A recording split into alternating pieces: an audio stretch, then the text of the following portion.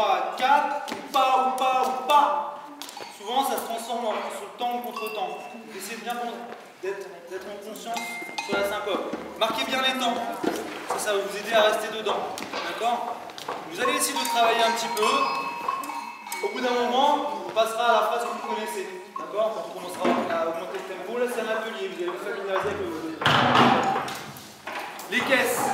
Qu'est-ce que vous avez, avec quelle vous avez vu quoi comme phrase la dernière fois? Pac, pac, pac, pac, patap, pac. Vous essayez de la faire tourner pour voir. Donc, 1, 2, 3, 4.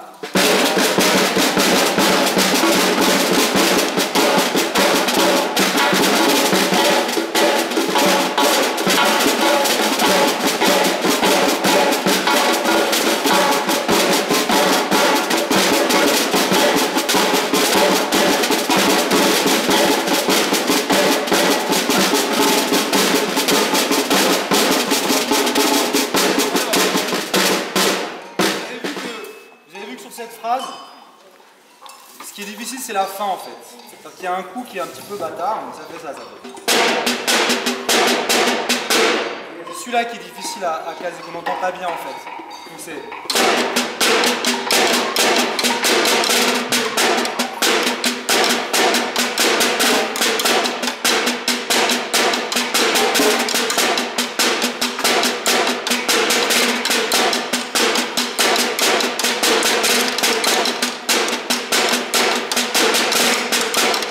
Pareil, c'est en conscience, ce coup-là, essayez de l'appuyer. On va pas travailler, on va faire une tourne lente, tranquille. C'est le moment de travailler ce coup-là, qui sort pas bien. D'accord?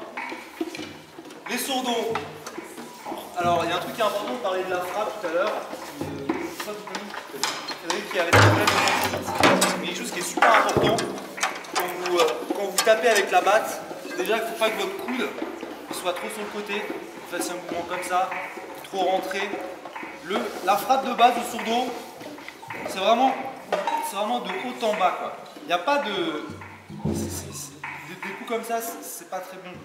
Forcément, vous allez au bout d'un moment, avec la rapidité, vous allez appuyer vos coups.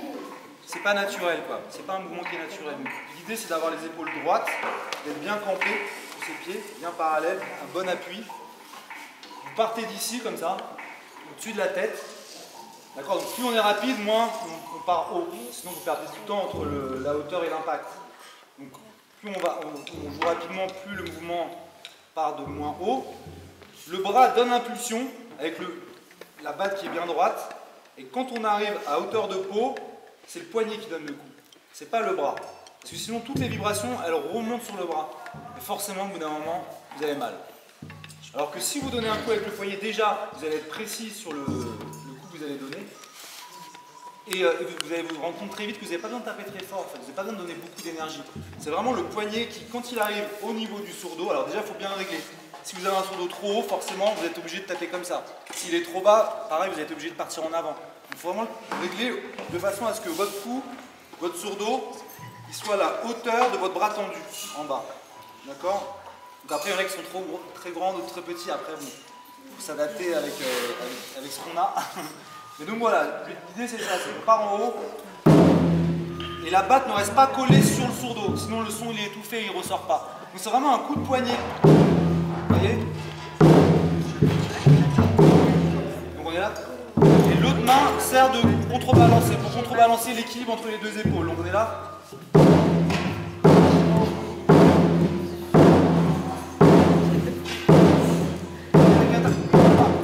D'accord? Pareil, vous allez vous entraîner à ce coup. Les coupes, donc en samba, on prend deux baguettes sur le samba. Ouais, sur samba, en général, ça se joue comme ça, après c'est libre. Hein. Mais ce que je veux dire, c'est que ce qui est bien avec la coupe, c'est que du coup, avec l'autre main, tu peux remplir. Tu vois?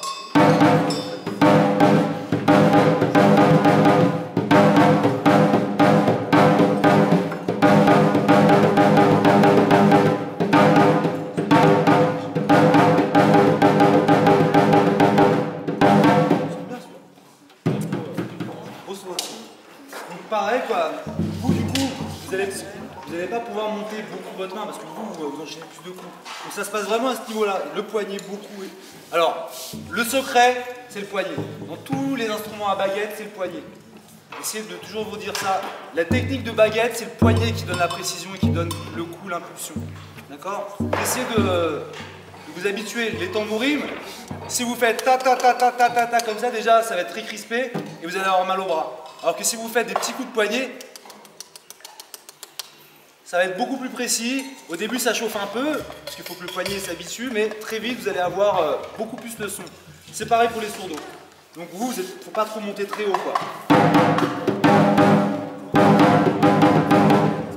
Vous voyez ? Après, dans la coupe, quand vous partez dans des variations, il faut savoir que le principe, c'est qu'on revient toujours sur le premier temps. Que les variations soient longues ou courtes, il y a toujours un... Voilà, la variation s'arrête toujours au premier temps. Par exemple, doum doum, doum doum doum, doum doum doum doum doum doum doum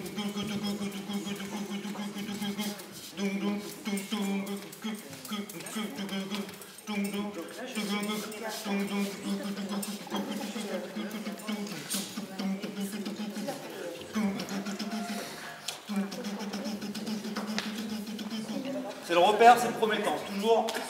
On joue sur le premier temps ou enfin silence? Non, c'est-à-dire que voilà, il y a une inspiration du premier temps. On laisse le premier temps libre. Et on reprend sur le 2 quand on descend. Voilà. Après, tu peux faire une variation qui dure sur 2 mesures. Donc, c'est-à-dire que là, tu vas jouer sur le premier temps, mais la ponctuation, ça va être le premier temps. Voilà. Donc, dans un premier temps, vous pouvez faire des variations simples. Par exemple.